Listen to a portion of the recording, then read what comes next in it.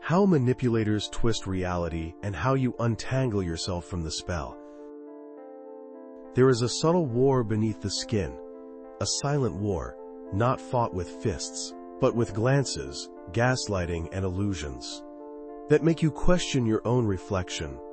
Manipulators don't want your mind, they want your center, the space inside you where truth lives quietly, untouched, whole, ancient. But to reach it, they have to fog the mirror. They have to make you forget who you are. So they twist the narrative. They rewrite history in your presence. You say, "I remember." They say, "No, it didn't happen that way." And you, tired from giving the benefit of the doubt, begin to believe their version. You begin to doubt your own memory. That's how the spell begins. They don't argue to understand. They argue to confuse, to overwhelm your intuition, to make you dependent on their voice, to interpret the world. When you say, "I'm hurt," they say, "You're too sensitive." When you say, "I need space," they say, "You're abandoning me." When you say no, they call you selfish. Language becomes a trap. Every word you say is held against you, rearranged, misquoted, weaponized. It's not a conversation. It's a slow erosion. In their world, clarity is a threat. Your stillness is suspicious. Your self-worth is offensive. They'll push buttons you didn't know you had, and then act surprised when you react. "See," they'll say, "you're the problem." The deeper their insecurity, the more they need you to feel guilty, ashamed, off balance. They feed on your inner dissonance, that gnawing anxiety. When your gut says no, but your mouth says yes, because you don't want to hurt them. But here's the thing. You are not hurting them by having boundaries. You are hurting their illusion of control. They wear masks, not just one, but many. They show you the one you'll love, the charming, attentive version. But behind the scenes, there's a cold observer, studying your fears like a map. They'll mimic your wounds to build rapport. Pretend to share your past, so you'll let them in. It feels like soul connection, but it's soul extraction.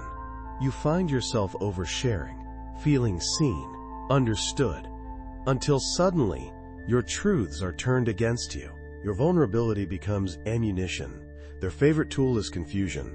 Their most powerful weapon is your empathy. They don't win with force. They win because you care. You want to fix, explain, clarify. You want to believe it's just a misunderstanding. But they know exactly what they're doing. They aren't confused.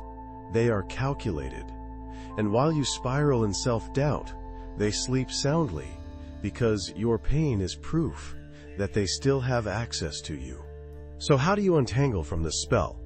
First, understand that healing begins where permission ends.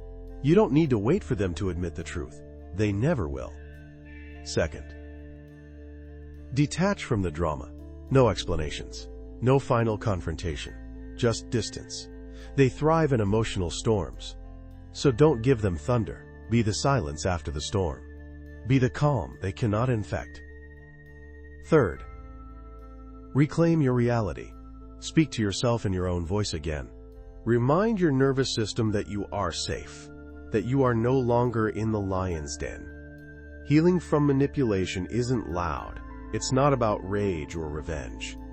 It's about quietly stepping back into your body, washing off their fingerprints, rebuilding trust with yourself. It's about not needing to convince them that they hurt you, because you know, and that knowing is your return to power. You stop trying to explain your worth. You stop begging to be seen. You walk away, not because you hate them, but because you finally love yourself enough to leave the war.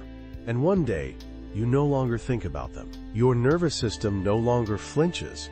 Their name no longer burns your chest. Because they no longer live inside your story. They are a closed book. You are the author now. And your story has just begun.